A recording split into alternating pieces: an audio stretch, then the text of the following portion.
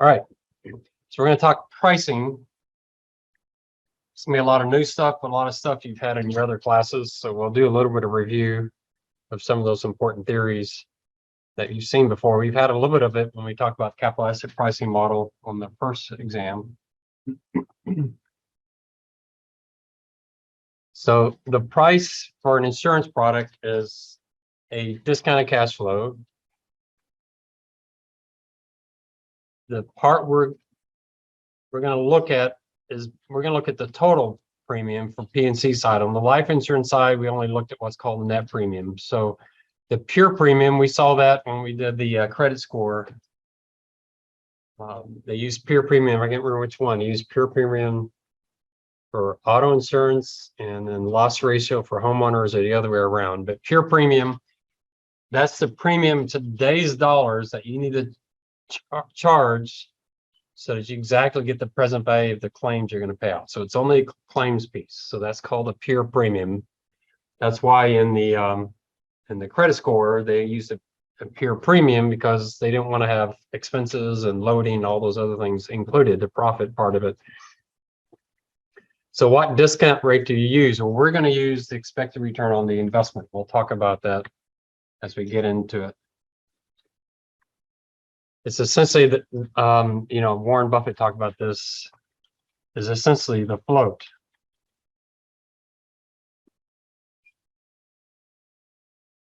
So we can get the premium today. We're going to get the premium today, and then we're going to invest it at some rate. And hopefully that investment will make enough to pay the claim in the future. But if we're going to pay $100 in the future, we don't need a premium of $100 today. We can make $95 today in premium, invest it. But that's the pure premium part. So we pay claims in the future. Sometimes that future is real close. That's called a short tail line. So definitely if you interview with an insurance company, you don't do this on the life insurance side, but on the property casualty side, you'll want to know, do you have a short tail line or long tail line? So short tail lines are like auto physical damage. Things like asbestos, that's a long tail line because it can be decades before you pay it out. But auto physical, you're not going to wait 3 years for them to fix your car. They're either going to total it and buy a used car, or you're going to take it to the shop and have it back in a few days, hopefully. So that's short tail line. I remember at UTSA, we figured our typical insurance product had a duration of about 1.5 years, pretty short tail, because it's mainly auto and homeowners insurance. Even homeowners with a major catastrophe, it may take 2 or 3 months, but it's not going to take 2 or 3 years for you to rebuild your house. Now, some of the liability stuff, even at UTSA, that can go on for quite some time. So, one of your customers injured another person, and you're going to pay them an income for the rest of their life. That can go on for years and years and years. But most insurance companies sell that off to another company and take it off their books. So long tail and short tail lines. And then you're going to add on top of that what we call loading. That's your expenses and your profit.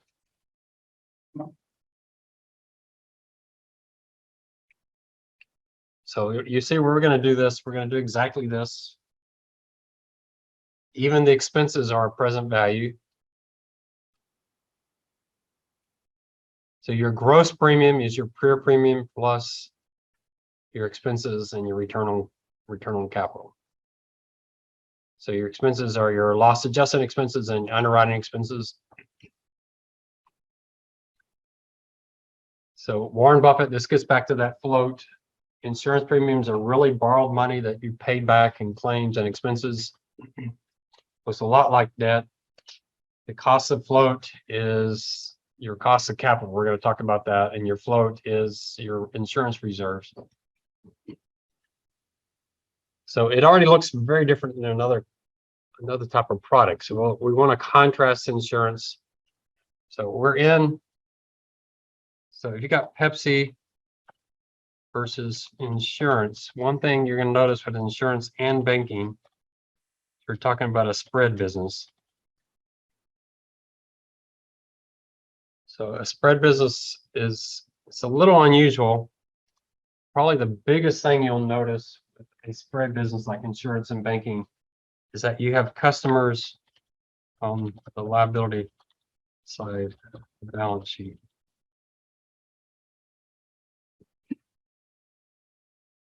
Banking, you have CDs, savings accounts, checking accounts. Those are all liabilities. They belong to the customer.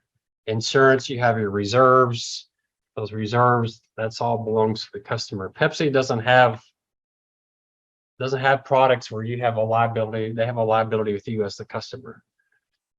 Their product is an inventory. It's Pepsi that they sell to you or they sell to grocery stores. So having customers on the liability side of the balance sheet is a little unique. Banking's unusual, and it has customers on both the asset and liability side.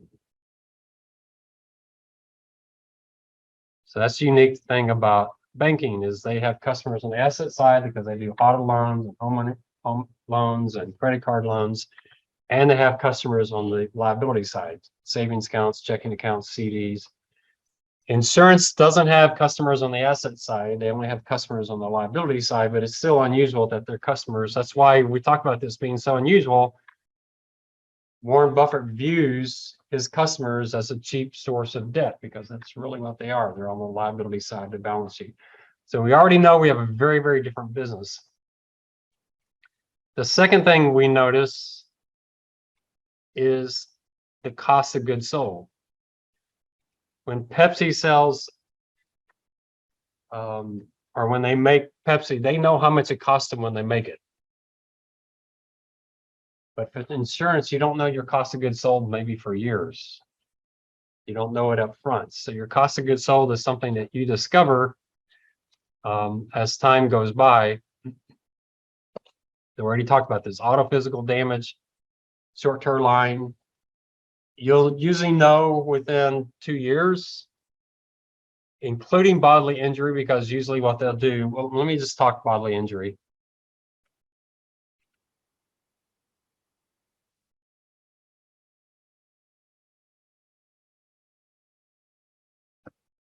So let's say you got to pay someone, I don't know, $15,000 a year for life. That sounds like a pretty long tail, especially if you injured a 25-year-old. You're going to pay them $15,000 per year for life. Well, what a P&C company, they will sell this to a life insurance company. Now, by sell it, I mean they're going to pay the life insurance company to take this liability. So they pay a premium to the life insurance company. And what's the life insurance company going to do? Well, exactly what we did in my life insurance class. They're going to figure out when this person's going to die. And they're going to say, hey, $15,000 a year until this person dies, the present value of that. That's what they're going to charge. All right. At USAA, guess what USAA did? What does USAA have?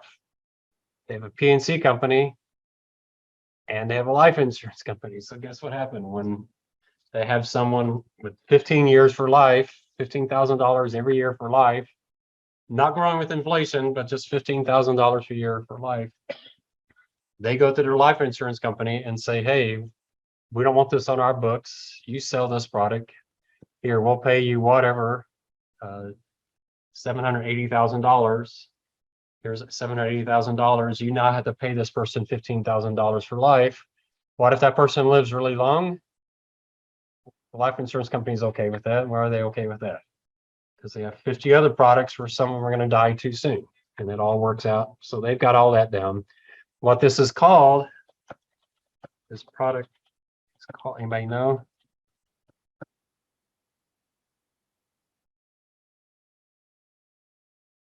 It's called structured settlement. Have you ever heard that term before? So a life insurance company will have a product called structured settlement. It's not, it kind of makes sense from the title, right? It's structured and it's a settlement.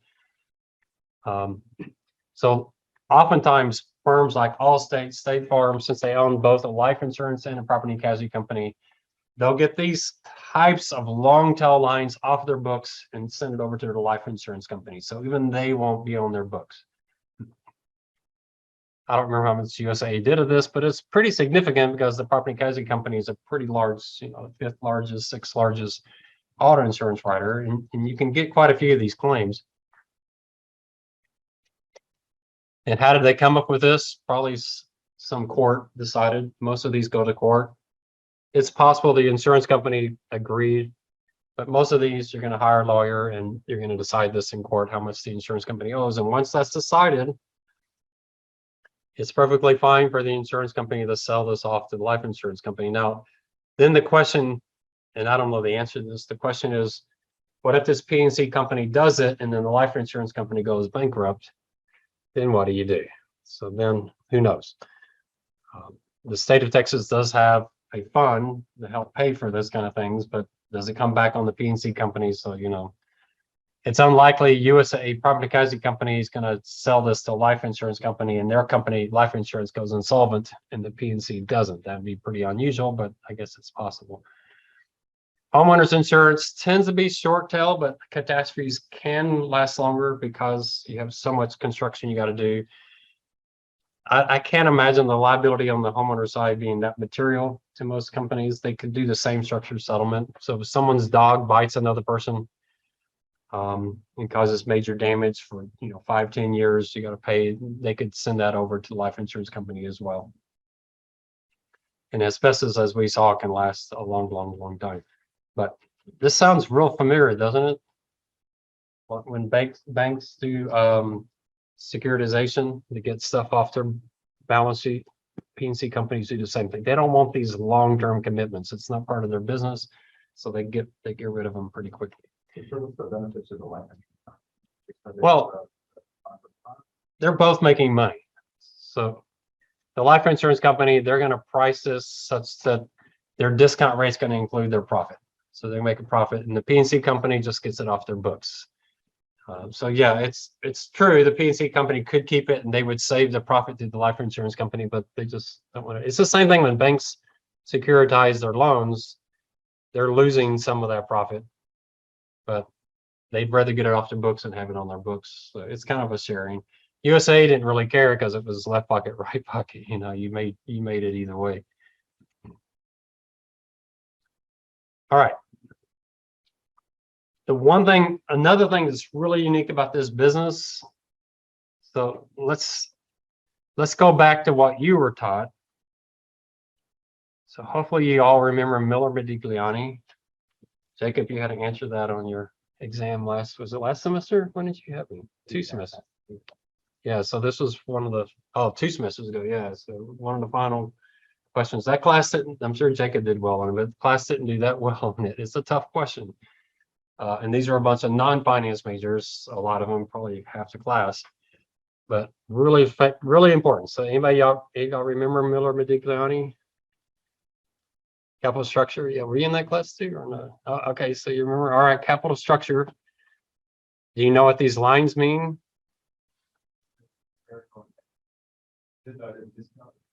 The discount rate for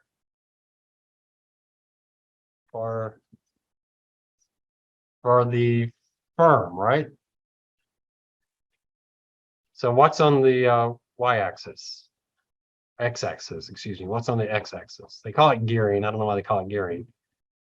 But right here would be 100% what?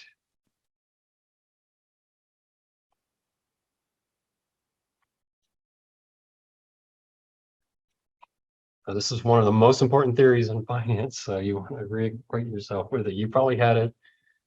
Well, you would have hit it in 3013, and then if you took Cat Beckham's corporate finance, you would have gotten it in there. So right now, right here, you're 100% debt. Right here, you're 100% equity. So this is how much debt to equity you have. As you increase your debt, your percentage debt, your debt cost starts to rise. It probably rises before here, but it probably doesn't rise too much. There's some level that you can keep borrowing and your cost of debt doesn't go up too much. At some point, your cost of debt's going to come up. Why? Because your probability of bankruptcy goes up. So as you borrow more and more money, your risk of bankruptcy goes up. But as you borrow more, your cost of equity goes up. Why is that? Because more risky. So what's going up actually? What's your cost of equity? Risk-free rate plus beta. Y'all did this on exam 1, didn't you? Or times market risk premium. So which of these numbers is rising when you increase your debt? Yeah, beta goes up as you increase your debt. But what also happens as you increase your debt?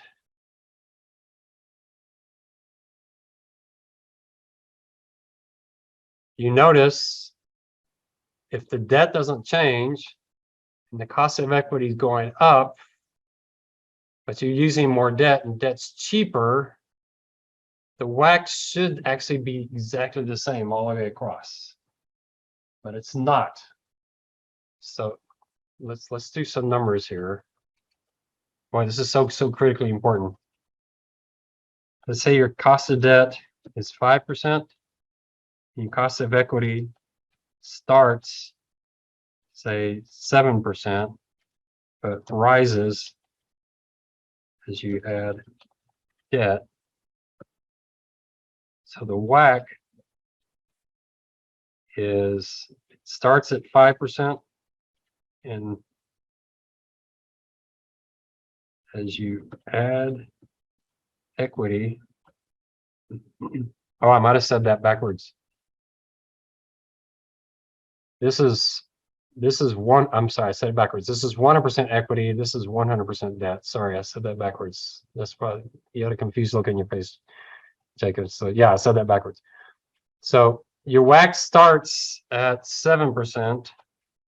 And as you add equity, I mean, you add debt, that's why I said it backwards. As you add debt, you use more cheap debt, 5%, but KE rises such that, and this is a mathematically,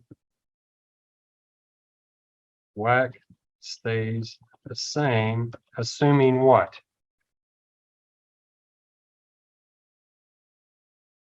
So you can actually prove this mathematically. As you increase your amount of debt, you go from 0% debt and you increase your debt, your KE goes up, but your debt's cheaper. So as you use more debt, how do these offset each other? Mathematically, your WACC should just be a straight line. But that assumes two things. Anybody remember those two things? Assumes no blank and no blank. What's the first one? No taxes and no bankruptcy. Is this coming back to y'all now? So WACC stays the same, but you notice in this picture, WACC doesn't stay the same. It comes down and it goes up. Why does it come down? You remember that? Cost of capital comes down. So WACC is the cost of capital of the firm, which is your debt plus your equity. It declines. How many of y'all know a world that has no taxes? Where is that world? You can buy your own island somewhere, right? You can do it. But US. So WACC falls due to the tax shield of debt. You remember that? Interest is tax deductible, dividends are not. So as you use more debt, you're letting the US taxpayer is covering some of your costs of debt.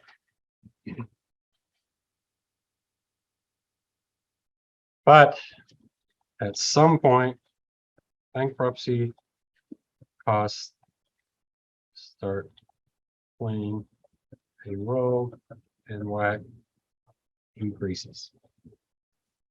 All right. So as you add more debt, you get the tax shield of debt, but at some point you start using too much debt and your risk of bankruptcy starts causing that to rise more. They didn't quite get this picture right because your cost of debt has to go up. So they're assuming you have cost of bankruptcy, not in cost of debt. So they should have. That's why this picture is not the greatest picture of all. What's the cost of bankruptcy? Well, just you get downgraded. Your cost of debt's going to go up. Your business is restricted in what you can do. You lose your best employees. There's a lot of costs. And so the theory of Miller Modigliani, their first theory was capital structure does not matter. Why? Because as you increase the amount of debt, yeah, you're using cheaper debt, but your cost of equity is going up. The two offset each other. It's just a flat line. But then they said, does not matter without taxes. With taxes, there is an optimal capital structure. And what is that optimal capital structure? It's that place where your debt shield and your bankruptcy costs perfectly offset each other. So the optimal level is where your cost of capital is the lowest. Wherever the WACC is the lowest, that's the highest value for the firm. Now, is this theoretical or is it true?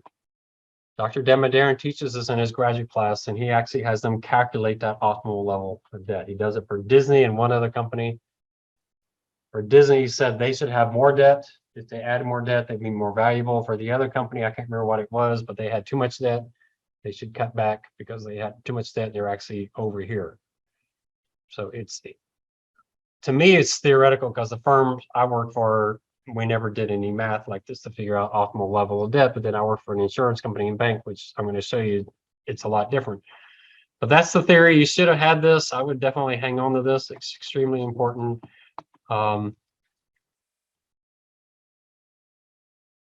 These two gentlemen, there's Modigliani, I think. I can't remember which one's which. One won the Nobel Prize and one didn't, because you have to be alive to win it. And one of them passed away and one of them did win it.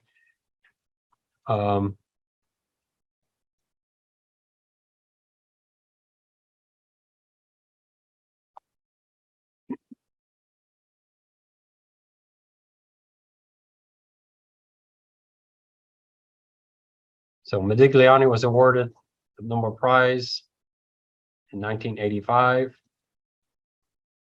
Oh, he was awarded, I guess they both won it. Wow, I don't know why they didn't get it together. So Miller did win it. I thought one of them passed away too early, but I think they both passed away already. 2003, he made it to 85 though. 2000 made it to 77. So you've heard Merton Miller probably more than Modigliani. So you've seen Merton Miller probably some other theories and some other classes, but very, very important theorem. They don't have, yeah, they do have a picture in here. See, their picture makes a little bit more sense because their cost of debt starts rising earlier. I don't know why their KE goes sideways though. So it's hard for me. You have these things all over the place, and they're all different ways of doing it. You might see, if you see it upside down like this, what's over here on the Y is the value of the firm. So if the optimal level is the highest point, then they're looking at the value of the firm.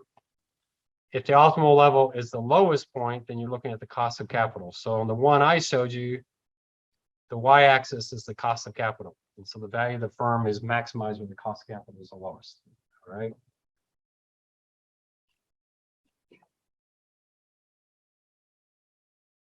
Insurance and banking is a little bit different because you notice this word required. So you have required return on capital. That's the trade. That's true for all companies the same way. We get that from CAPM. CAPM tells you how much return you need to make your stockholders happy. You're compensating for the risk. So that's the same. What's different about insurance and banks is we had something called required capital. I don't say that with Walmart. I don't say Walmart, here's how much capital you're required to have. With banks and insurance companies, we do. Now, if you're interviewing within a bank, any of y'all going to interview with a bank anytime soon here? No. So before you interview with the bank, you need to go look up the Basel Accords and read about them. I always like Wikipedia. I don't know why. They tend to do a pretty good job. So the Basel Accord, that's what kind of the theory, the basis for how much net worth a bank needs to have. So you probably have heard the word tier 1, tier 2. Does that sound familiar? So tier 1 capital, tier 2 capital.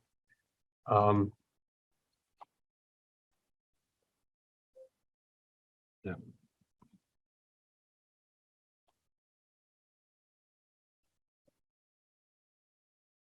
They'll probably advertise it.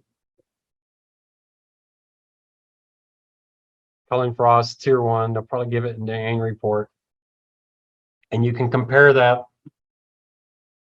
So total risk-based capital ratios for Cullen Frost at the end of the fourth quarter was 12.85%.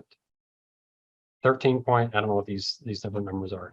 So what the regulators are saying is, given your risk, this is how much net worth you should have, or what they're actually doing. They're a little different. We're going to see with property and casualty companies is a little bit different. But essentially what they're saying is, we're going to risk adjust everything that you have, and we're going to calculate your capital ratio. And if your capital ratio is below a certain level, then we're going to put you under. So you could compare that to silicon. Oh, I don't know how to spell silicon. What's their capital ratio?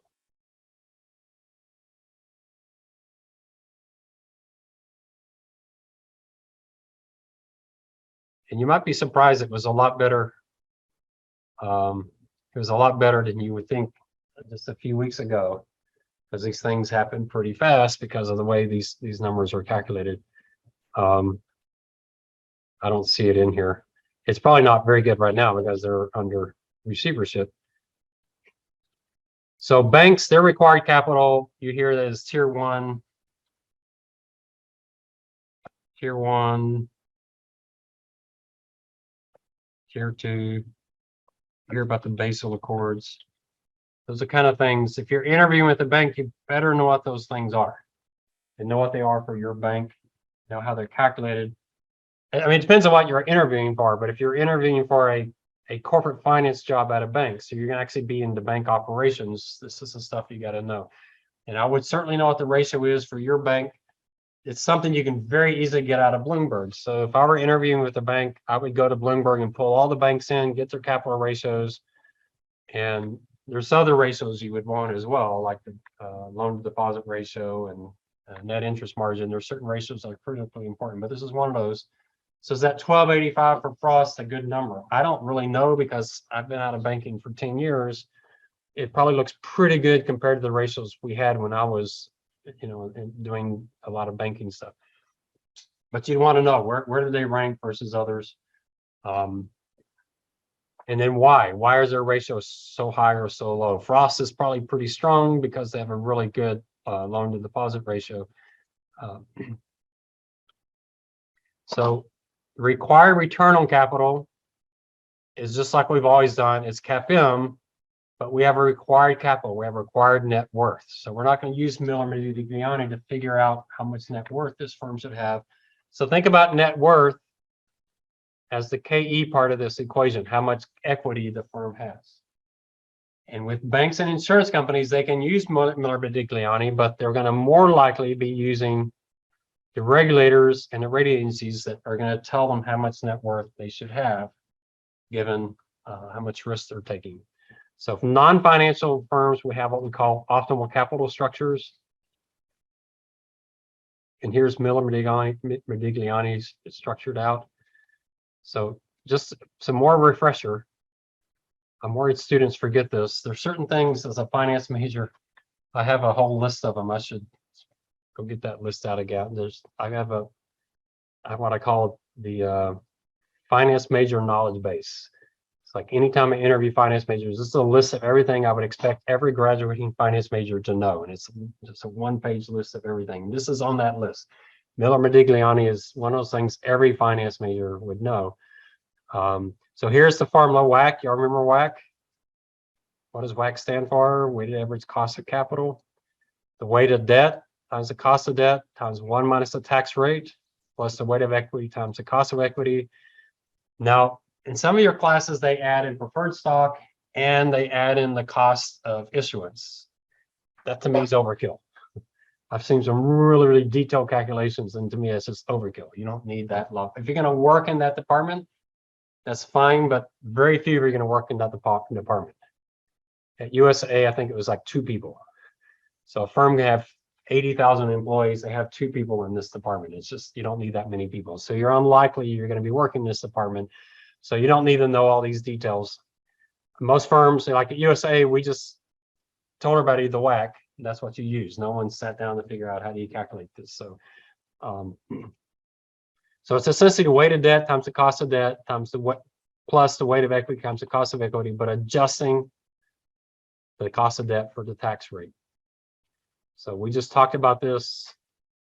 With Miller Modigliani, what that means, but for banks, you have something that comes from the regulators. I say regulators, I should also note it comes from the rating agencies as well. So what do insurance companies have? They have something called risk-based capital. And we're going to get into this because it's a pretty critical thing. Now, risk-based capital, I think is a number you can get from Bloomberg, but I'd have to check. It's not as well publicized as the banks, because banks have to report that number in a lot of different places and they usually advertise it. Risk-based capital is a little harder to get. We're going to see when we look at Allstate later what their risk-based capital is. They do publish it, but they publish it in their statutory blanks, not in their GAAP financials. So we'll get into risk-based capital, but essentially it's the amount of net worth needed for risks taken.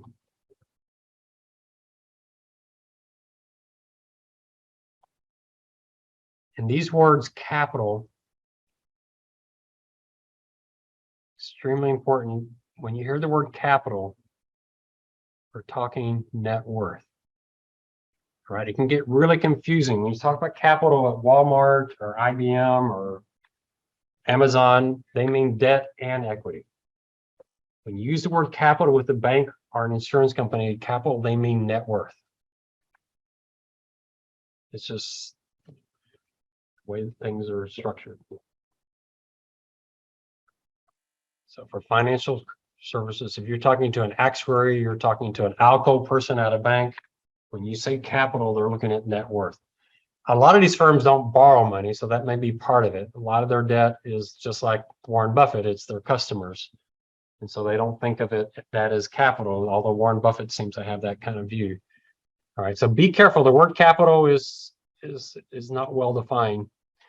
It was somewhat humorous, except for it really irritated me, but I was on a big project at USA called capital management. We were supposed to sit down and reassess USA's capital management. That was the most dysfunctional group I've ever been involved with in my life. It was horrible. We spent months and months and months, and at the end of all that, we had no clue what the word capital meant. We couldn't agree. It was so irritatingly frustrating. I worked in the department called capital management. So you think I would have veto power, but we had a senior vice president and he was an accountant. I was a finance person. The most irritating thing was after several months of us working many hours that he never came to a meeting with. We had a big meeting and he said, I was kind of curious what y'all can come up with because I've already made all the decisions and we're going to do this, but I was kind of curious if y'all come up with the same thing. And I was ready to just go up and sock him in the eye that you're saying you wasted all this time. And, you know, he had a very accounting definition of capital. What do accountants think? He thought this was on the asset side of the balance sheet. He thought capital management meant managing capital assets, buildings and machines. I'm a finance person. Capital is on the right-hand side. It's the liability. It's debt and equity. Can you see how dysfunctional we were? We never could get that project. It was so irritating. So accountants are on the wrong side of the balance sheet. I can tell you for sure accountants are wrong. Capital is not capital assets. Why is it called a capital asset? Because it's an asset you purchase using the capital of the firm, their debt and equity. That's why it's called a capital asset. So buildings and machines are not capital. Capital is debt and equity. But even more stringent for financial firms, we don't use the word capital usually. Most of the time, we don't use it to include debt. Okay.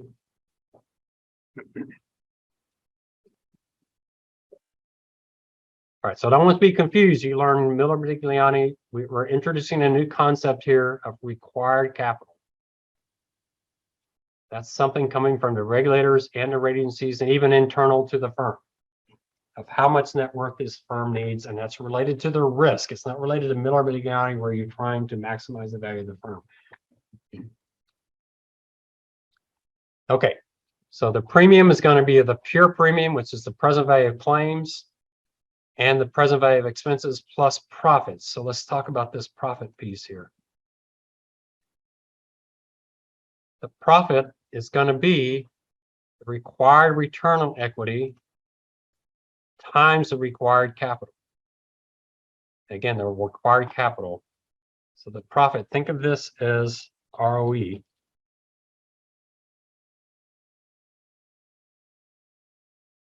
Well, I'm sorry, I shouldn't have said that. Required rate of return. This is the ROE. And then required capital, how much net worth you need. So something's pretty interesting here. The required return on equity, that's CAPM.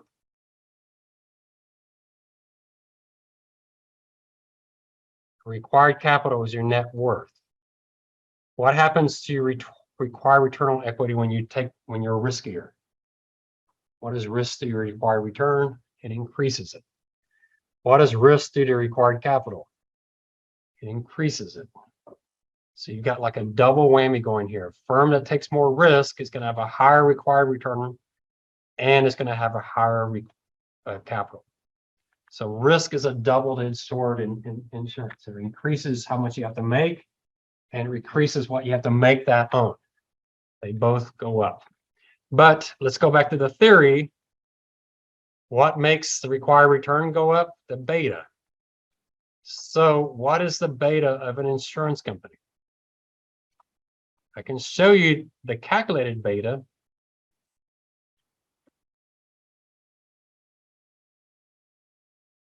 Historical beta. Well, there's a USA advertisement right there.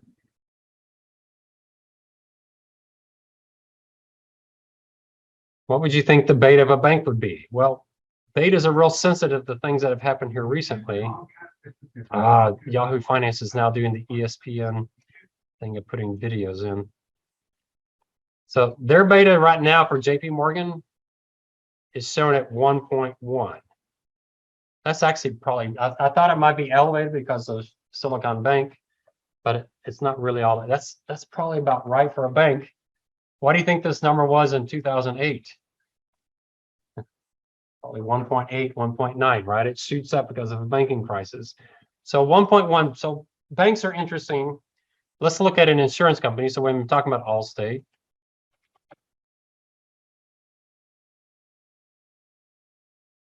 yeah, that's absolutely wrong. Did I get the right company? Yeah, 0.59. There's no way Allstate is a 0.59. But what is that beta? That's their last 5 years. It's a mathematical number. Some of you have had my class. I do the rolling beta. So we're at an unusually low period. We can look at Chubb. I can never remember their ticker. Yeah, way too low. We can look at Prudential. 1.4, way too high. Progressive. We'll talk about Progressive versus State Farm, 0.49. So insurance company betas are really, really low right now. Is that because, well, we'll talk about it. It's kind of interesting. Why are they so low right now? Because it really is kind of unusual. So the liability side, we usually think of that as being fairly low beta. And why is that? Well, because automobile accidents, hurricanes, earthquakes, they're not related to the market. It's not like someone says, wow, interest rates are rising, man, that's going to make hurricane. We have a lot more hurricanes this year. It's not going to, that's not usually the case. Now, is it possible you have such a large catastrophic event that it causes the markets to move? That's certainly possible. If you look at the Japan earthquake, definitely the Japanese stock market and bond markets reacted to that, but it was pretty temporary. It didn't last a really long time. We certainly in 2020, and this could be some of what we're seeing here. What happened in 2020 with COVID? People stopped driving, so insurance claims dropped dramatically. That could be part of what's going in because that beta is the last 5 years. So that certainly could be part of it. We know frequency went down, severity went up, but overall, in fact, I got a special dividend from USAA in 2020 because claims were so low. That could be part of it. I don't know if we had fear, I don't think we had any major hurricanes or earthquakes in the last couple of years, but we generally think of the liability side for the most part as unsystematic risk. And didn't y'all talk about that on exam 1? Did we have something on that? All right. The asset side is where it gets interesting because insurance companies own predominantly bonds. They do have some stocks, so that implies a high beta, right? If you're just investing in the market. So that has somewhat of a high beta. But they tend to be fairly conservative, tend to be shorter term bonds. So, probably not the same exposure as you would think of a BlackRock. BlackRock sells a lot of bond mutual funds, and BlackRock, with rates rising, rates rise, bond prices fall. BlackRock is nothing more than assets under management times a fee. So when the bond market falls, their revenues just fall right in line with it. So, you would think BlackRock could be a high beta. I don't buy these betas though. 0.49, I would never use a 0.49 for an insurance company. So it's just unusual. But again, betas can be fairly volatile. I use 0.9 to 1.2 for P&C companies. Now, where did I get that? Well, several years ago, I was working with the actuaries on filing rates, premiums with the states. And my goal was to come up with the KE for USAA, and we use CAPM. But USAA doesn't have a stock price. So what I did is I went out and got the betas of all of our competitors, and they ranged in that 0.9 to 1.2 range. And then I took USAA and adjusted it for USAA's leverage versus those funds. Like, oh, we got to stop there. All right, so we'll start here next time. Hopefully I remember right where we were. So, all right, I set my alarm so I won't forget because I get into this so much. All right, so we'll finish this up on Thursday, and then definitely I think we'll be doing some number crunching on Wednesday. Excuse me, on Wednesday I think we'll do some number crunching. So I want to talk a little bit about paper 2, although you got some time, definitely, but some are asking for a rubric. I can't give you a rubric because every paper is going to be a little different. But let me show you a few papers so you can get some sense of them. I had a couple papers on car technology and what that's doing. So there's an introduction as an abstract. In this paper, I'm going to speak, just sets it up what you're going to be doing in the paper. And you definitely want some kind of introduction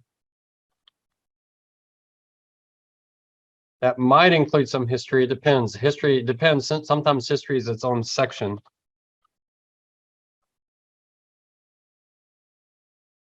For example, on this one, his paper is about the history. So history is the paper. So he's not going to talk about that in the intro. But why are you talking about this? What's going on? Some of you are doing, say, autonomous vehicles. It might be definitional. With autonomous vehicles, you have the 3 types of autonomy, and you want to set that up. Some of it's, kind of assisted driving. You're going to talk about each one of those, but some way to get into it. Then you want to discuss the key issues or findings. And here it might again be the history of what's going on. It just kind of depends on how history fits into your paper. You want to say, I like the idea of where have we been? Where are we now? Where did we go next? That kind of approach. So you set that up. So you say, okay, here's the issue. Here's the key issues, maybe some of the history. So this is where we've been right now. This is where the industry is. This is the position. You got to make a clear tie to the industry. So make sure if you're doing autonomous vehicles, you're not writing a paper on autonomous vehicles, although that can be a huge part of your first party paper. If you're just defining what an autonomous vehicle is, you give examples. That can certainly be done without addressing the industry at all. But then you have to somehow take that and drive it to the industry. If the industry has, the impact. I hate catalogs.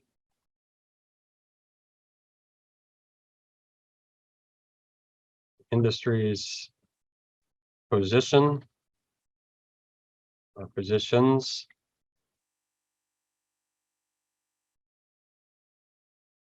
The industry is not always in agreement. We'll talk about one issue a little bit later. We're talking about regulatory side. Generally, they're in the same area. Sometimes it's the big companies versus the small companies, so you might look at that angle. Sometimes it may depend. Usually the big companies are in multiple states, and the small companies are only in one state. That can have a huge impact. Some of these will be state by state issues that you have to address, and then some kind of conclusion.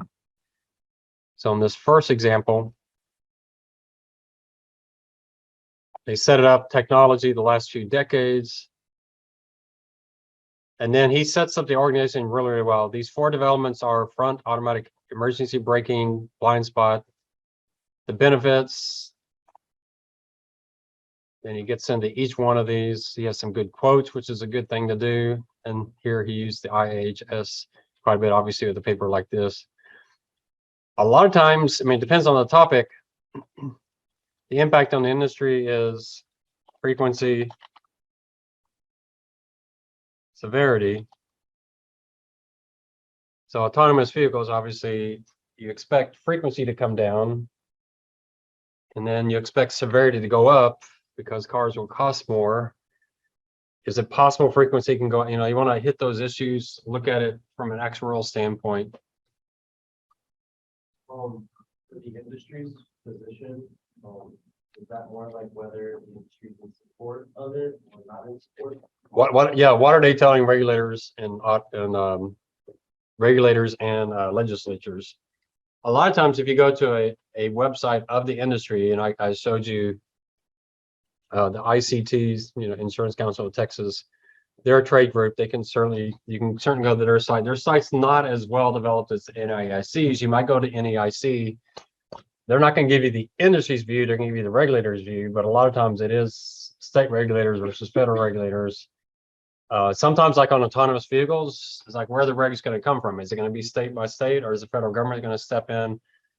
And the federal government has I-35, I-10, these cross-state highways. It's gonna be hard for them to say, yeah, autonomous vehicles are legal on major highways if the state of Texas says no, they're not legal here. So you're gonna have some of those kind of battles.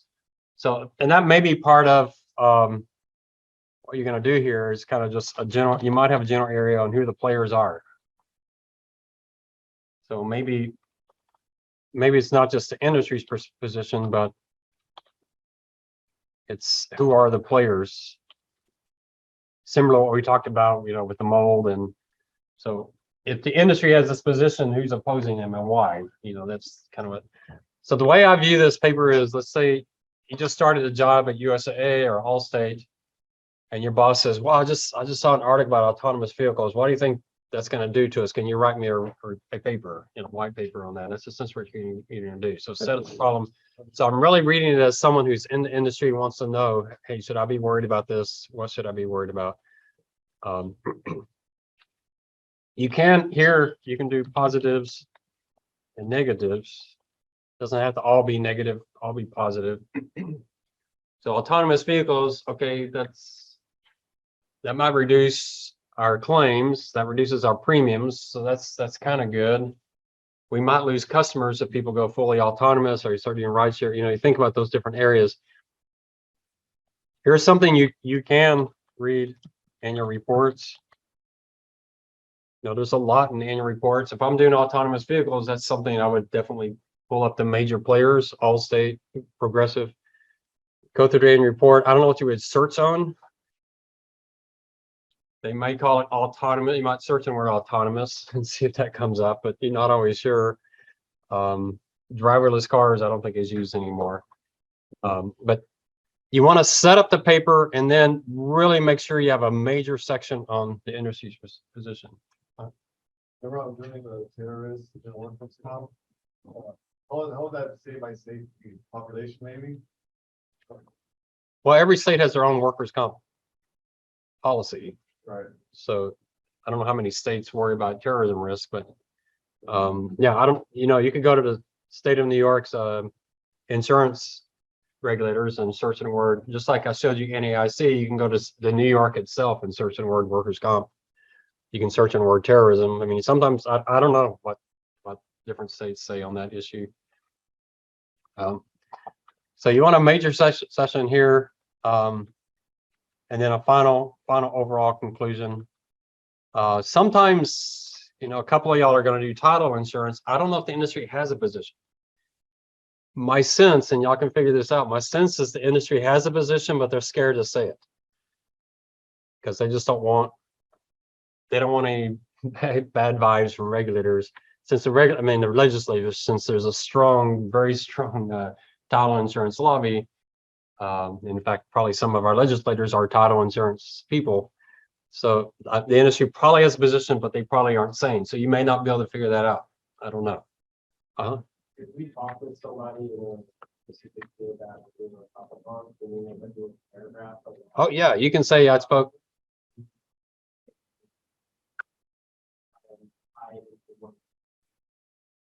Oh, wherever it fits. If you talk to someone, I can't think in this class where they happened, but in my life insurance class, they had to write just a horrendous paper on healthcare reform.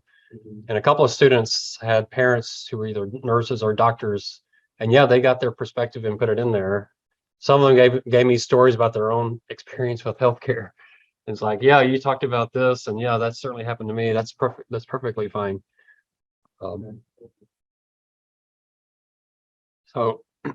So their organization, they set it up front that they're going to talk about these particular developments: emergency braking, blind spot, rear cross traffic warning, and rear and auto emerging brake and see, auto high beams, and related tech. And so they're going to go through each one of those. So he set it up, or she, I can't remember, set it up fairly up front, just what his organization is going to be. He has another section on problems caused by advancements. Here he's not talking about advancements in autos, but just advancements in technology. And then the final conclusion. And then I don't need a bibliography, but do give me your sources where you came from. You need at least one good substantive article, but you might use 3 or 4. Here's one on car safety features.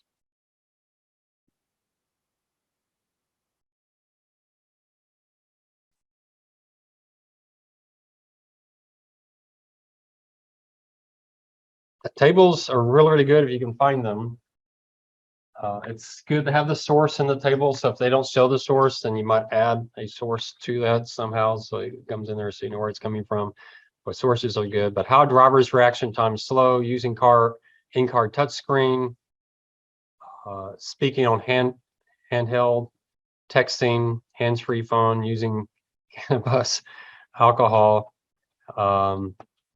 This must be slow too. I can't imagine alcohol has a less impact than a touch screen, so that must be going the other direction. But tinted glass. Now, where did they get these ideas? They're probably going to the IAHS and getting getting the ideas. They may not even thought about some of these. Yeah, I mean, here's a whole issue I wouldn't have known about if I didn't work for auto insurance, OEM versus aftermarket. That's a huge issue for the insurance industry. The industry wants to do aftermarket because it's cheaper. Some people driving a Tesla is like, I just want Tesla parks, nothing else. That's a huge issue. So you get to dive into that somewhat. A lot, again, good quotes. I love quotes because it just adds credibility to the paper. And then a final conclusion at the end. So papers like that, it's usually good if you're going to talk multiple of these things to somehow set it up in advance, especially if, let's say, they're talking 7 things. So I'm going to go through these 7 things. 3 of them had to do with X, 2 of them have to do with this, and 3. So try to organize it before you get into the paper. So it's not just a bunch of stuff, and I'm like, okay, what's the organization here?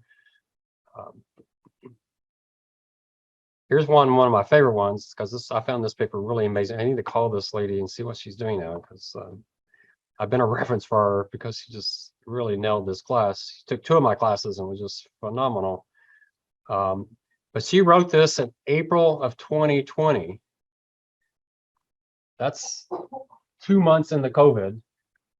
And she wants to write a paper on how COVID impacted the insurance industry, the auto and not the life insurance or health insurance industry, but the auto and home. I'm thinking, oh, maybe she might get 3 pages out of it. I was absolutely, I don't know where else she went. She made it more like a research paper than what I was thinking. I was really amazed. She thought of everything that I could have thought of. I actually sent her a paper to a friend of mine that's in this industry. So she gives some background on the pandemic, where we are today in the pandemic, which we're just 2 months in, you know, pre vaccine. And so she breaks it into auto policies. She broke up commercial versus personal, those that impact both. The homeowners insurance. So she got into a lot of stuff I would not have thought of. Business interruption, that's a big one. We talked about that one. And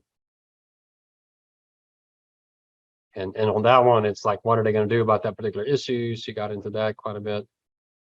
So yeah, she found a lot of stuff I would have never thought of. It's very well written all the way throughout.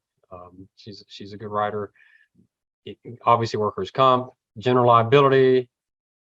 She quotes this guy quite a bit. That's probably the main article she found. So more than likely, she just found a really good article. But still, she found a really good article. I mean, that's part of the.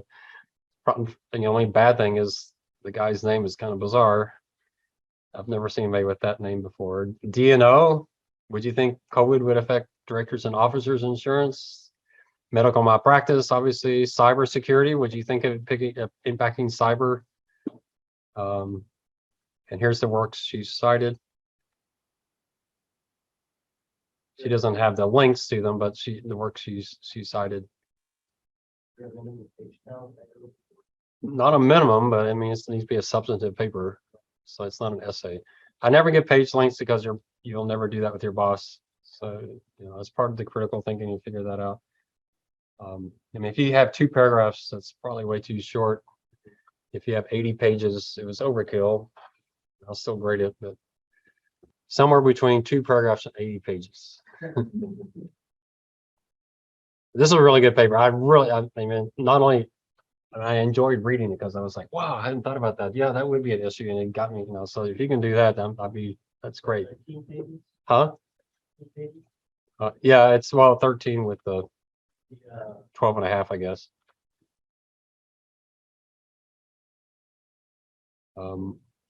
She didn't separate out her quotes. I do prefer that because I think it just makes it look a lot better, and it makes it easier to read the quotes. But you can definitely be quoting people throughout, or you can paraphrase them. You can say, according to so-and-so, you can put it in your own words and quote them, or you can say, according to so-and-so, and then break out a quote. You want to say exactly what they say. And then someone did a paper on title insurance. It's probably, there haven't had too many of those. So a little bit of introduction, and then just what is title insurance? There's the history part of it. I don't know what the quote is.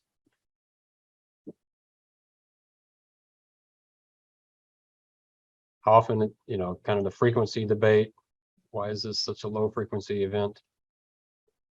Should it be done differently? The title search. One thing it gets into, I really think, I don't know if we talked about this, but the whole blockchain idea for title insurance, that there are some countries, I like the idea is title insurance is you get into this blockchain and every property, the government's going to say you're the official owner. You have 6 months to challenge that or whatever. And every owner needs to go out to the site on any given time and make sure it's correct. And it's up to the owner to make sure. So if there is something on, you know, there's countries that say it's on the owners. There's an official government site, and it's up to the owner to make sure their title is listed there. And if it's not, they need to go challenge it at that point. So there are some technology places going on, especially people think with blockchains because it's supposedly a safer way of storing this type of information. Government solutions, non-government solutions. So he's even talking about solutions beyond just the insurance industry. And those doing the title insurance, here's the articles he got. What is title insurance? How much does it cost? American Land Title Association's comprehensive overview of title insurance. Marketplace Money's podcast featuring Scott Wilson. So he found a Scott Wilson podcast. So he found, you know, he used the podcast. You don't have to use an article necessarily. Interesting paper. He did a good job at getting through the issues. They're all using the 2 columns. That's not required, but I just think it looks a lot more professional. The narrow margins and again, like, you know, good use of quotes. Even went to the, you know, to the enemy. And, you know, you don't have to be pro industry in your paper. You can say the industry shouldn't be involved in this. This isn't their thing. The title industry does it perfectly fine. Right. I had a professor complain, says all my students are using the 2 columns now. It makes it's so much, because they had to read and then go up and read. It's like, yeah, it takes like 2 seconds, but yeah. It's like my focus is what looks good on LinkedIn. I'm much more concerned about y'all getting jobs than me taking an extra 5 seconds to write a paper, but yeah. All right. Any questions on the paper? I can't really, I can't really think of one outline. I would start with an outline if I were you. That's the way I always did papers. I mentored a high school kid. He never used outlines and he wrote the greatest papers ever, but I'm not like that. He get off top of his head, just write a whole paper, and it's like, yeah, that's great if you can do that. But I prefer to have an outline and then just kind of flesh out. In fact, I kind of start with a skeleton and then I flesh it out. And my outline becomes my paper as I just keep adding to it. And eventually I just sit down and free text it. Once I have everything in place, I get my quotes where I want them and all that kind of thing. And it's not a research paper. So you saw the longest papers in there. You know, research paper is 40 to 50 pages. I don't know how long your healthcare paper was. It was probably over 20, right? So that was almost a research paper, but I did all the research, so I saved them that time. They just had to write the paper. So it's not a research paper, but you do need some substantive sources, either articles or podcasts or documentaries or whatever that you can find. All right.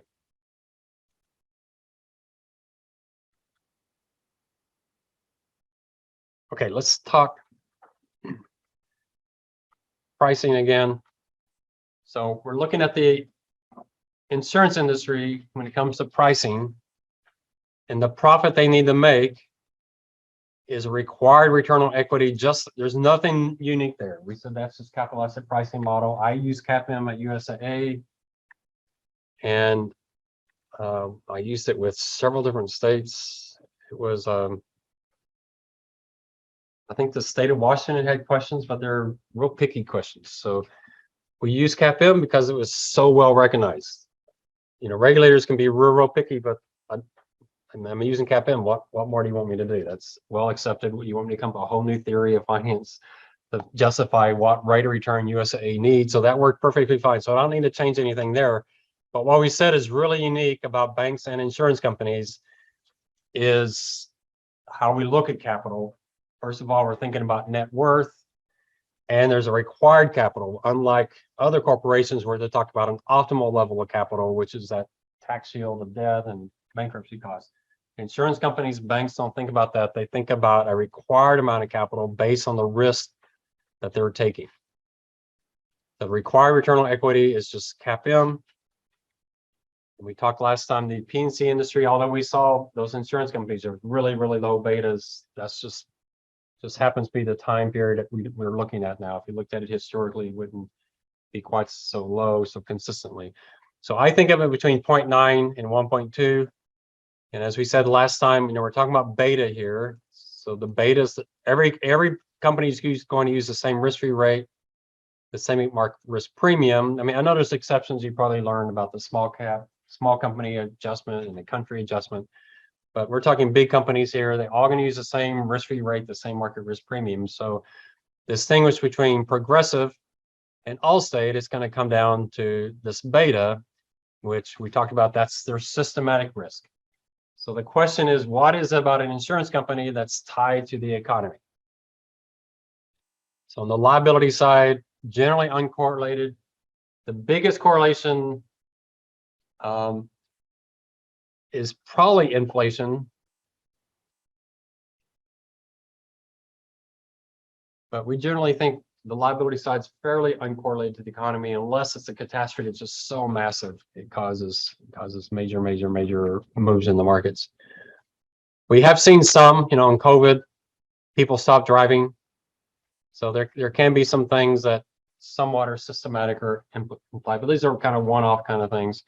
I did mention the underwriting cycle. I don't really have that in here.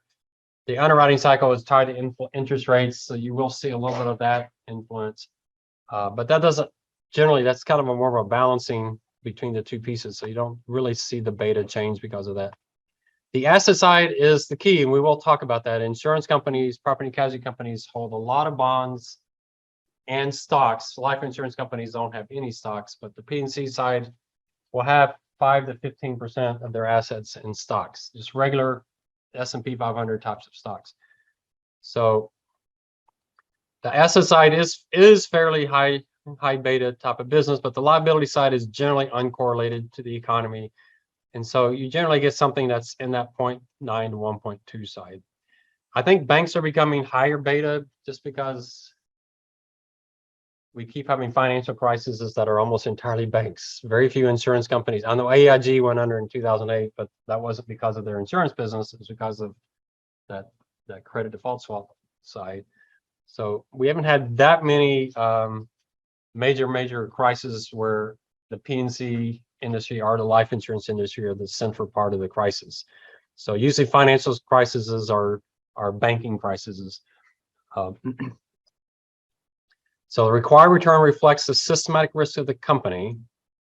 Systematic risk, inflation, commodity prices can infect them somewhat. So gas prices go up.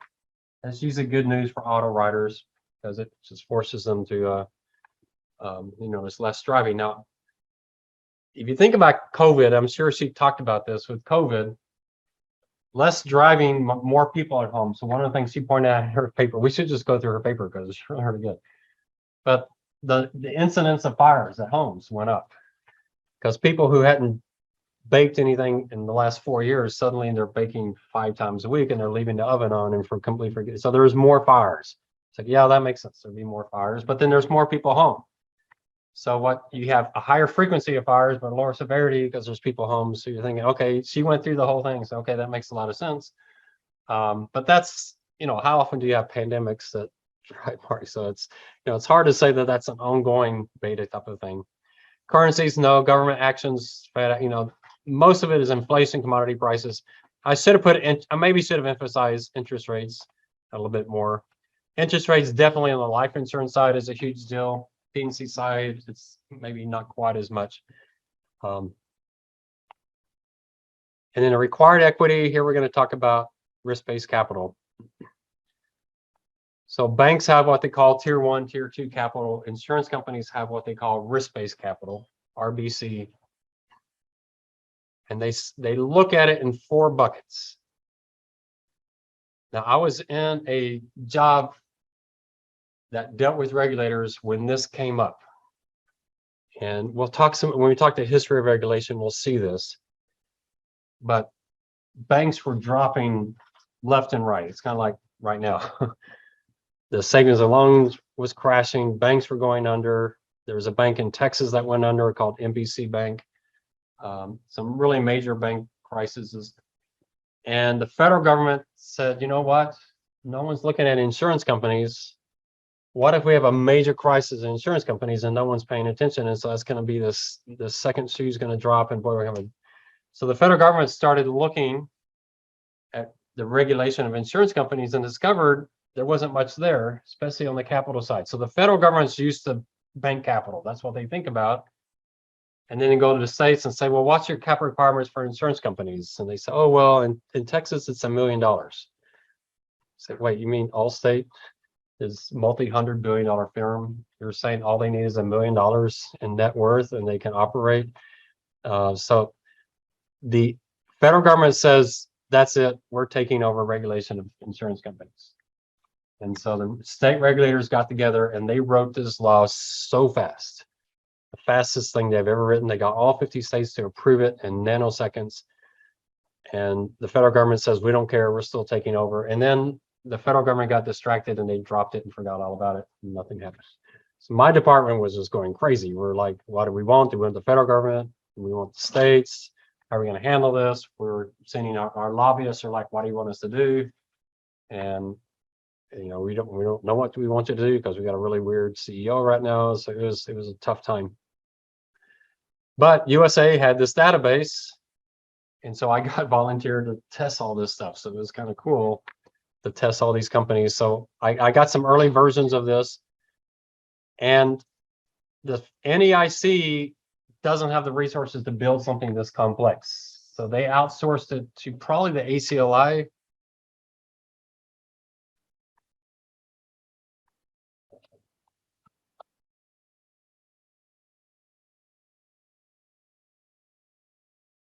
The ACLI is, I don't know if I can find their website.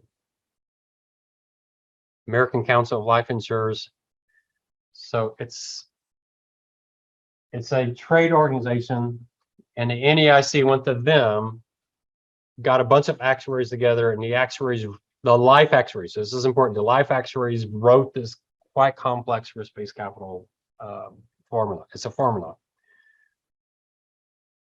So this thing was developed by the life insurance side. And then after they did all the work and they came up with a packet about that thick, it was really impressive. I read through the whole thing. I was really, wow, it's like these actuaries are really smart people. And this was, you know, dealing with time where we didn't really have the data we wanted. Very impressive. And then the P&C side said, yeah, that looks good. We'll use it. And they're like, well, there's a lot of this doesn't apply to P&C. So they kind of threw stuff in. So the life side came to the rescue. The P&C side said, yeah, we don't really, they didn't put as much effort into it. And you're going to notice it when I look at these 4 risks. So the 4 risks are C1, which I think just means category 1, C1, C2, C3, C4. C1 risk is asset risk. But they're really specific, and you're going to see how this is very life insurance driven. They said for bonds, we're only talking about credit risk. We're not talking about interest rate risk. Now, you've seen that with banks this year. Interest rates rising, you're seeing banks having these huge losses because of interest rate risk. The C1 risk, they said, does not include interest rate risk. Right? You're going to see that when we do the pricing. Only credit risk. Why? Well, because look at C3 risk. Interest rate risk is a completely separate area. Now, if the P&C actuaries had developed this, there probably would not have been a C3 risk. There probably would have been 2 categories for insurance risk, probably insurance risk and catastrophe risk. They probably would have had C3 would have been catastrophe risk.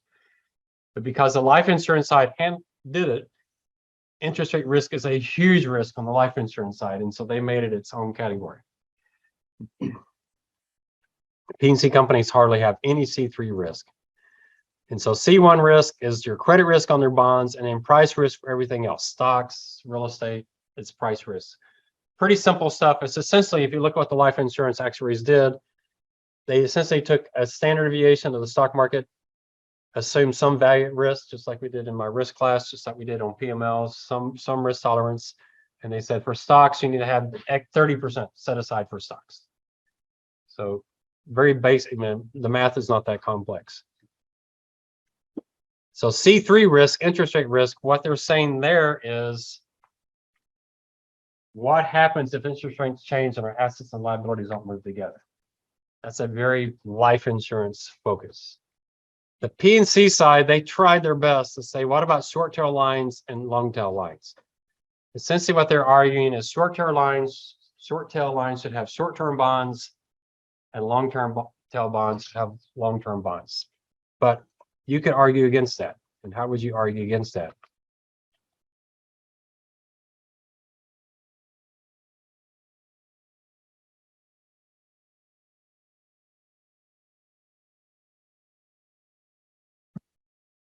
Essentially what they're saying is match duration, assets, and liabilities. Sounds real similar to my risk management class, doesn't it? When we talk about duration and net worth. This is the argument that they made, and they were going to put this in the C3 risks. So if you're a short tail line like USA, you should have 1 and 2 year bonds. Your long tail line, like people doing asbestos, yeah, you can have 10, 15 year bonds. I don't know if any of y'all can think the argument we made against that. The argument we made against that was the underwriting is extremely cash flow positive. So essentially they said that underwriting itself allows short tail lines to go much longer bonds because it produces so much cash. And it is an extremely cash positive that essentially that cash positive, funds all your short-term. You don't need your assets. I mean, that's the bottom line. The operations fund all the liabilities. So CFO funds claims without selling assets.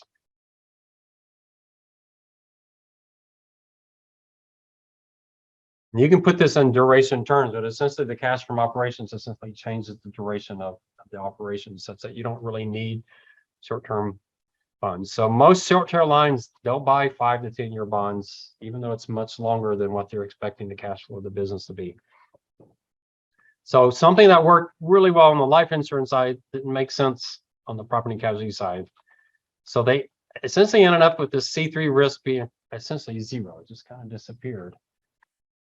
So then you get the C2 risk. Well, obviously this is the most important one for the property and casualty side. This is the insurance risk. What if we were expecting 100 accidents, we got 120? What if we're expecting 1,000 people to die and 1,200 people died? How much do we put in on that? And so insurance risk is going to be a big one. We're going to use insurance risk when we do our pricing. And it should include something for catastrophic risk for P&C. The problem is they didn't know how to calculate that because it was so company specific. And so they left it out. And so there is none of that. That's probably the most important part, and they didn't figure out. I don't know if they've adjusted that since then. The obvious thing, we talked about PML, the obvious thing would be to use the firm's PML, because that C2 risk, but that's an internal model to the company, and so there's just really no way to trust. You can't have companies telling you what their risk is. So they just couldn't figure out how to do it. My recommendation was, let's go the AIR RMS, and let's figure out a model that we can apply the whole industry, and let's just come up with some general things that we can apply. But I just don't think they trusted those entities. But C2 risk, we're going to see what we're going to do on the C2 risk. And then C4 risk is other, and they couldn't really figure out what to put into other. But when they did studies and they asked the question, which risk has caused the most insurance companies insolvencies, the answer was other. It was bad management. It was fraudulent management. In fact, what they discovered is these companies that were going under were companies that started in Florida and went under in Florida. The same management team went to California, started the company that went under, and then they went to Texas and started a company. It was bad management more than anything else. So other, and so what they did on other, we're going to ignore other in our pricing. But essentially what they did here was guarantee association fees. Essentially what they said there was, if a company goes under, the rest of the industry has to pay off that insolvency. Let's have a charge for that. And so it's kind of a strange charge. That's the best they could come up with. I don't think it was all that strong of a formula for the PNC side. I thought it was a really, really good formula for the life insurance side. And I think maybe the NAIC just forgot about the PNC side. And the life actuaries were like gung ho, let's do it. We got plenty of data. We can, and it was probably one actuary did the whole thing. They probably found some really overly excited person, and then they came to the PNC side and it's like, yeah, whatever. So we're still using this on the PNC side. I wanted to show you Allstate, but I just cannot find it. If I do a search on RBC, nothing comes up. If I do the search on risk, amazingly, few things come up. Probably a million things will come up. Credit risk. So I can't find risk-based capital in here. I know it's in here. I'll have to find it. We're going to use Allstate's annual report, but I'm hoping to get 2022 before we get to that point. So we'll see. They don't have 2022 yet. This is 2021. But they have a schedule in there. It's got 5 years of data on 2 pages, and that's the only place that risk-based capital is provided in the financials. But I can't find it because when I do this, I just don't see. I'll find it like real fast right now, but I just don't see it. And I thought it came out after all of the. And here's Schedule P. Remember, I told you I love Schedule P, so we're gonna spend a lot of time with Schedule P. It's my favorite schedule of the entire thing. I'm gonna try one more time because maybe with all of y'all looking at me, I'll have a better hope finding it. You notice I'm still in Schedule P. I'm still in Schedule P.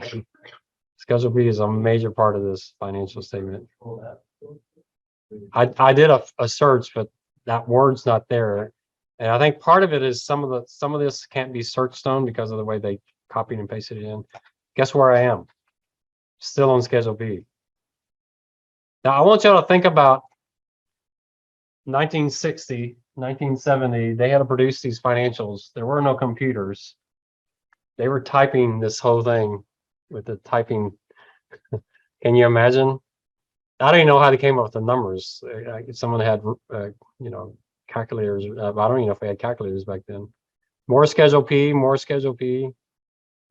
We're not going to go in this detail of Schedule P, but you can see Schedule P breaks it up by product very specifically.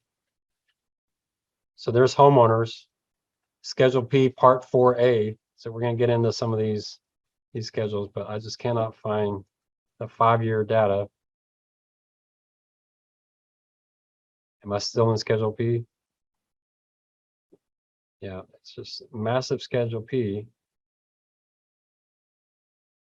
There's a workers' comp schedule. A lot of nuns. When I started, we still didn't have computers quite yet. So what we did is we had these transparency stickies that had the word none on them, and we took them off and we put them on the page. That's how I started my career.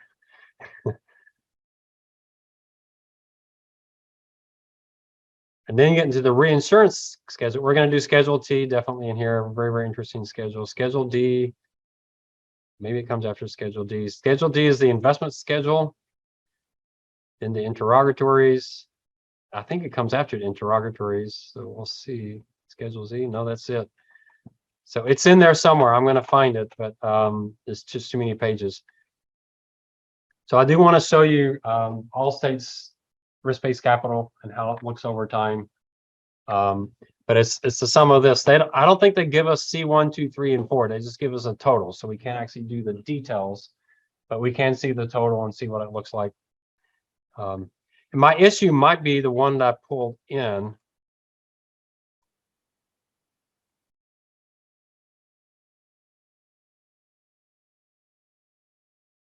That might be my issue. If this has 500 pages, that could definitely be it. So if I put this on Blackboard, I'll put a warning, don't hit the print button, because these things are quite massively long. So this one might be the right one. Maybe I can find it in here. I don't know whom they would have gone for on the P&C side. There's the CAS. Have you heard of CAS? Actuary Association, Society of Casualty Actuaries or something. I used to do presentations for them all the time. Yeah, I'm up to 756 pages, so it's probably in here. Let's try here.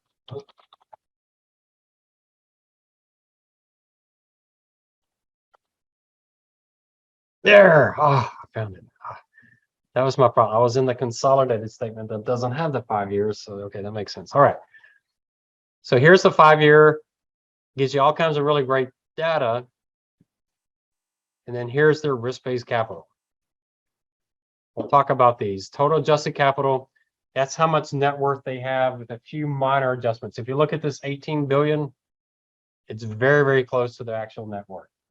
Not a whole lot. So how much net worth do you have? This bottom number, and I'll explain this later, it's really crazy. That was my one comment to them over and over again. Don't do this, and they did it anyway. I lost the argument. But this number is 1/2 of the risk-based capital. So what you do is you take risk-based capital and you take 50% of it, and then you take that 50% and multiply it by 2, and that's how you get their risk-based capital ratio. All right. They could have just put risk-based capital in here. Instead, they put 50% of risk-based capital in here. And this number right here, I'll probably say this again because I thought it was so crazy. This number is defined early in the law as being 50% of risk-based capital. And at the end of the law, it says you take this number times 2, and that's the number you use. And I'm like, why would you do that? And I'll explain to you why they did that. It's just kind of crazy. So it looks like they're really well capitalized, doesn't it? 20 billion versus 2 billion, but you have to take this number times 2. So a typical company like Allstate, so the risk-based capital, if you go below that number, that's when the regulators come in and take over your business. So you're not going to be close. So a typical company like an Allstate or Progressive, they're probably going to be 300, 400% of that number, can be well above it.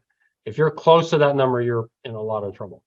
So Allstate is up there, but you notice they had a pretty good drop off in 2021. I'm not sure why that's the case. We have to see why.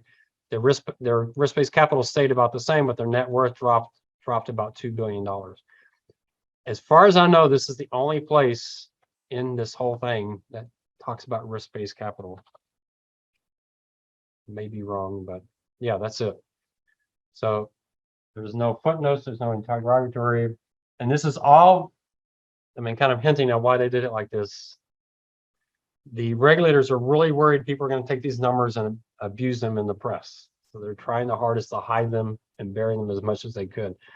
So it's an important number, but it doesn't get a lot of play in the financials themselves. So that's what we're not going to actually use this model. I'm going to show you the one we're going to actually use. But then rating agencies have their own models that are very, very similar with different numbers. And again, they're going to say, how much net worth do you have versus how much net worth should you have? I've told some of y'all the story about Moody's calling me and saying they had a new capital model and they knew we had that database. And he asked me, would I be willing to run that against every company in the industry? You know, it's like, I get to look at this model. The first person ever could get a look at it. I thought it was great. And I spent a lot, my boss was fine with me spending a lot of hours working for Moody's for free because we got our hands on this thing first. And so I ran it against every company, sent a big database back to them. I probably violated the license we had with that particular database. I don't know. I never read licenses. So I don't know. Y'all could probably get me this fined. But they have their own models. They're not all that similar. S&P and Moody's have really quite radically different models and ways of looking at firms. So everybody has their own thing. It has a low R squared to actual ratings. That's the one thing that amazed me. But it's mainly because rating agencies tend to give a lot of credence to the size of the company. They tend to think larger companies are safer than smaller companies. So if you stratify by size, there is quite a good correlation between capital models and credit ratings. If you take all the large companies, the ones with the best capital ratios are going to have higher ratings than ones with the worst capital ratios. Now, there are some issues with that. You take a firm like Allstate, their P&C business is their P&C business, but they also have a massive life insurance business, and that's going to affect their credit ratings. So their P&C may be fine, but their life insurance is a mess. Or you take a firm like USAA, their P&C business is pretty safe other than the catastrophes, but they own this massive troublesome bank. That's going to affect their ratings. So, you know, you have to, there's more stuff going on. So these models are only looking at the P&C business by themselves, and there is no consolidation. They don't have a consolidated risk-based capital for P&C, life, and bank. They're all independent. So you'd have to look at them independently. And then firms have their own internal models. We had our own model at USAA where they decide how much net worth. So if you look at some firms, I mean, a good example, hopefully this will work.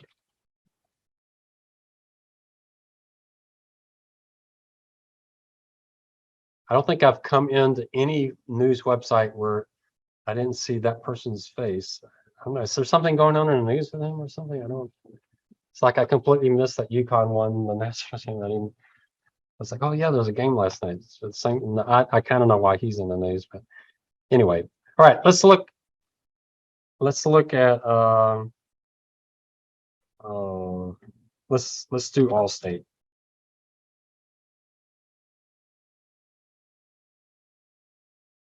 We'll have to just write these numbers down. I'm not sure this will work, but we'll see. So they have $98 billion, 97 or 98 billion in assets.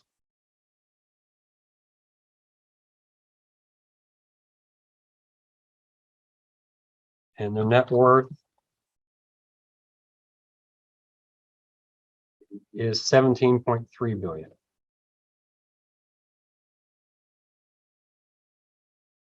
So their assets divided by the net worth is 5.66.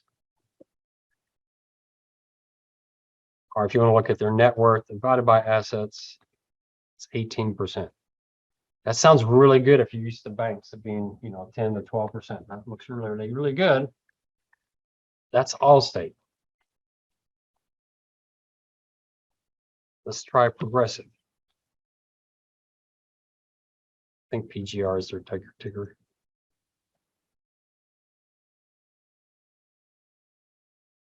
So their assets are 75.5.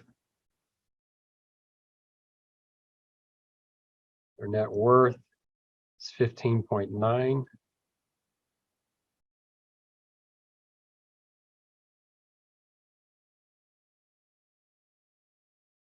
Yeah, it didn't quite work out the way I wanted it to, but so Progressive is less, it's better capitalized than Allstate is. And it's probably because I'm not looking just at Allstate, just the property casualty side. So it's probably because the life insurance is in there as well. I'm trying to think of a P&C company that is more similar to Allstate that doesn't have a major life insurance company, but I don't know if I can think of one. We'll try Chubb and see 199 and 50.5.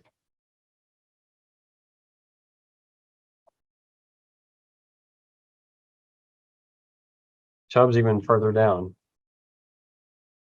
So Progressive and Chubb. So let's talk about from a risk standpoint, because this is pretty major. The numbers aren't working, unfortunately, probably because there's more stuff going on. But what's the major difference?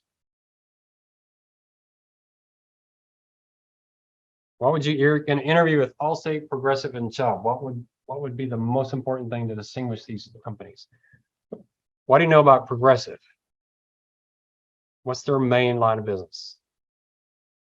Auto, no life. They don't have a subsidiary. Progressive is almost entirely an auto insurance writer, right? What about Allstate? Auto, home, life, annuities. They do it all. What about Chubb? Commercial. Are these risks all the same? Very, very different risk, right? Who's probably the least risky of all of these? Progressive. Auto insurance is a fairly low risk product. It's pretty profitable. I wish I could bring Geico in, but I can't bring Geico in because they're part of a bigger company. Homeowners, here you're picking up catastrophes. And life and annuities, you're picking up interest rate risk. You're picking up a lot of just highly levered companies. And commercial risk here, you're picking up some beta because they are much more sensitive to the economy. So you're going to get different betas. You're also going to get different capital ratios. So Progressive could be the most aggressively capitalized. They could be like 10 to 1 if they wanted to be. I don't know why they're better than Allstate. Maybe Allstate's struggling or whatever, but Progressive. And my guess is if you look just at the P&C side, Allstate would be more highly capitalized, mainly because of the homeowners, the catastrophe risk. So you can't just look at their ratios and say Chubb's the best capitalized and Allstate's the worst without looking at their underlying businesses. So looking at this, Progressive actually looks like it's the best capitalized of them all because their business mix is the least risky of them all, and yet they have a fairly decent capital ratio. So we got to find some way to adjust these capital ratios to reflect underlying risk. And that's what RBC is all about. So that's what we're trying to capture. So the goal is when we get the RBC, we can compare 3 or 4 companies to each other. Whoever has the highest RBC ratio should be the best capitalized company, even if their net worth to assets is not the highest. All right, so that's what we're looking for. Banks trying to do the same thing. What's been the issue for banks? It's been that held to maturity thing where they're hiding so much of their losses off the balance sheet. So, maybe that'll change in the next accounting. So homeowners has huge requirements. Auto has very low requirements. I remember this debate at USAA. Boy, I wish I had been CEO for a day because I would have gone the other direction. But at USAA, I'm not making this up. Your PML drove net worth. Your PML was maybe, I don't know, $3 billion.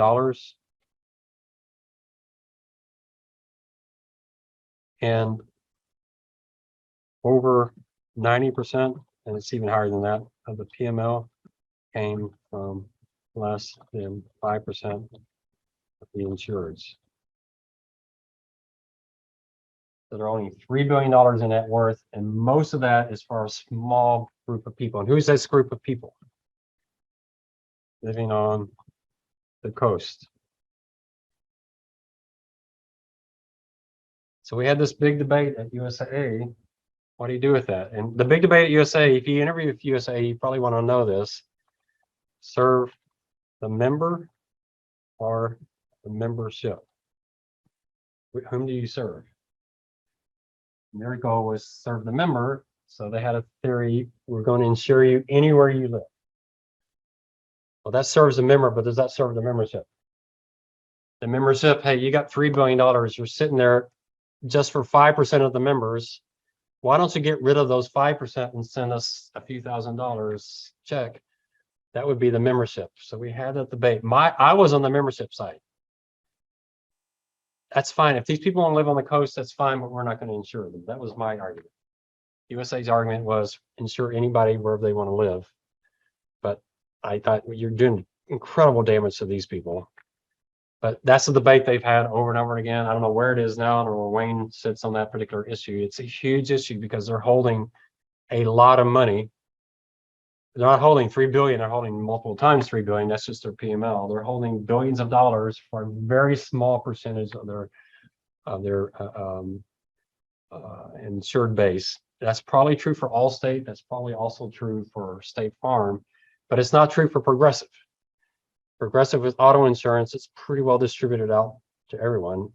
And their riskiest drivers, they just stop insuring them, right? You just say, we can't afford you anymore, you get rid of them. But people living on the coast, you got to hold a lot of net worth for them. Auto insurance, you don't have to hold that much net worth for auto insurance. It's just not that risky of a business. I'm not saying if you get an interview at USA, you bring this up because it's really touchy for them. It's not something I like talking about. But at the lunch after the interview process, you might bring it up then because you can watch the USA people go after each other. It's an interesting argument.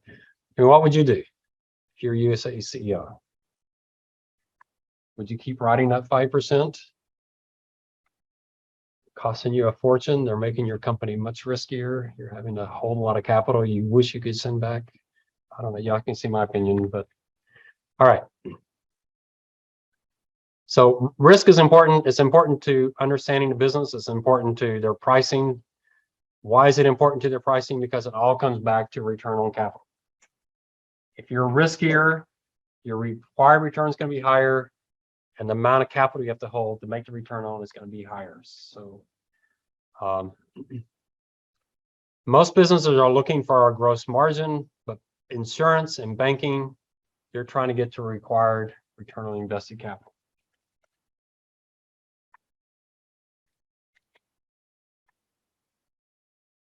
So when I say return on capital, for most companies, you mean their earnings pre-interest over debt plus equity. Insurance companies, that's not quite. We're just looking at net worth. I will put an aside. If you want to understand this cost of capital better, Bloomberg has a really good WACC function. I don't know if y'all have used it before. It could be really helpful in some of your classes. You just type in the company, hit the F8 function key, and just type WACC, and some really good analysis comes up. It's really quite good. You may not agree with the numbers, but if you have a class, some of y'all have classes, you got to get cost of debt, which is a really hard thing to do. You can get that cost of debt from that particular site. And it should be pretty good because Bloomberg should have the debt of all these companies. And so it should be a pretty decent number. You can also graph return on capital versus WACC. And that's called economic value added. So they actually have that graph. I've never tried that with an insurance company or a bank, but you can do it very well with other companies. What firms have positive economic value, that their return on capital is higher than their cost of capital? That gets back to those corporate finance classes you took when you did net present value. Positive net present value means your return on capital is higher than your WACC and adds value to the firm. All right. All that applies for banks and insurance companies. They're looking at it from more of an ROE standpoint, mainly because much of this is their customer. It's not actually coming from the debt market. So you just got to be careful when you use the word capital at an insurance company. All right. Okay, what we got? Let's see. I want to come back to this. I want to actually get into the problem. We're not going to get far today because it's massive, but I want to show you the problem.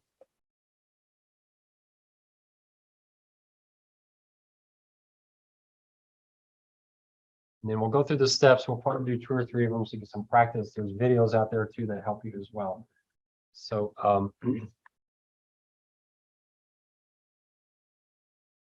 I try to make it as much like my experience at UTSA, but when I built this and I showed it to the actuary, she said it was all wrong. And she wanted me to use these formulas I can't use in this class. They're just way too complex. But I think about this as a finance person. So I set this up as a finance person. So if you're an actuarial major, this may not work for you. I don't think we have an actuary major. But so CYNY, you may know what those stand for. It's not New York City. Any guesses on that? So this is current year and next year. And so just to give you the process, they know what premium they have now. And this is the way insurance companies think. They need to get the state to approve their premium for next year. And so they know what they have this year. And what the state wants to see is really what the state is after is what rate rise do you want? So the bottom line, it's this massive document, but the bottom line is we need a 5% increase. So you're after this increase, and then the state said, what they did at UTSA was, we need an 8% increase, therefore we're asking for 5. And I'm like, why are you asking for 5? Because that's all they're going to approve. Okay, so you need so what do they do when they need 2? They ask for 5, right? So in the years they need 8, they ask for 5. In the years they need 2, they ask for 5. Hopefully over time it'll all work out. But that's the bottom line. All these pages and pages and pages, and they just say we need a 5% increase in our rates. And the state says, no, you're not going to. If it's California, no, you're not going to get that. So this isn't the right answer. What we're trying to do is solve for this answer. So what we got to do is take the current year and forecast it into the next year, and then figure out what premium is going to give us a return on capital that we need. So I had my job was this number here. I had to tell them what the investment formula was going to make. And I had to give them this number here. What is USA's required return on capital? I had to give them those two numbers. They did everything else. They did all the hard work. I had the easiest part there. And so what you do is you look at your current year and you have to ask, how is this going to increase? And it's going to increase with frequency and severity. Your claims are going to go up. Your LAE is going to go up. And your expenses are going to go up. Your claims and your LAE, remember that's your loss adjustment expenses, they're going to go up with frequency and severity. Your expenses are only just going to go up probably just with inflation, your underwriting expenses. So we have those changes. The investment return, 4%. That's what I had to do. Some states were a little weird. I think it was Florida. They would ask, what are you earning on the assets you have right now? And what are you going to earn on the cash you're going to get next year? So they wanted two numbers. They're the only state that did that. Most states just asked, what are you earning on your assets? They didn't make me have to forecast what interest rates you're going to do the next year. So there's an investment return. So what we're going to do, what I'm going to show you, we're going to take our claims and we're going to increase them by this growth in frequency, growth in severity. So growth in frequency is going to be what? Well, some of it's just the growth in the business. You're going to have more people driving, more miles, more cars. Here we're looking at kind of on a car by car basis, but frequency is going to go up. Severity can be inflation. It can also be changes in speed limits, changes in car types. So the actuaries do all this type of analysis. Essentially what they're doing is they're looking at the current book of business and seeing where the surprises are and seeing what they need to adjust. They're doing this by state basis, even a county by county basis. There are places in the country where they have to file a rate in each county, a rate change in every single county. So it can get quite complex. The math is quite incredible. So they're going to look at this and they're going to say, okay, what is it going to be next year? So it's going to go up by severity and frequency. Same thing with expenses. Then they're going to require capital. So let me just explain required capital real quick. This might be the last thing that we'll do here. So I said there's risk-based capital.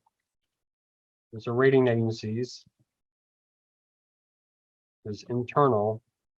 And then there's old school. We're going to do old school. All right.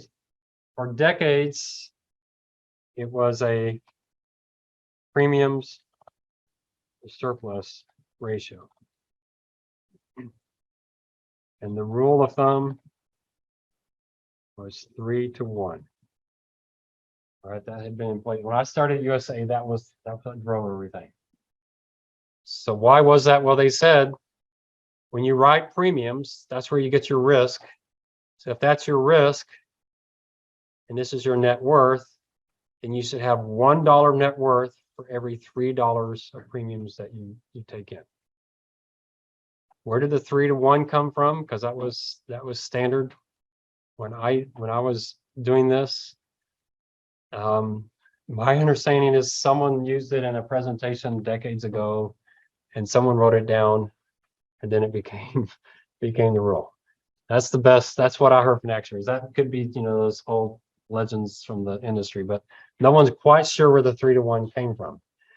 That 3 to 1 makes no sense today, because I just told you 3 to 1 might be perfectly fine for State Farm, but it might, or Allstate, but it might be overly restrictive for Progressive.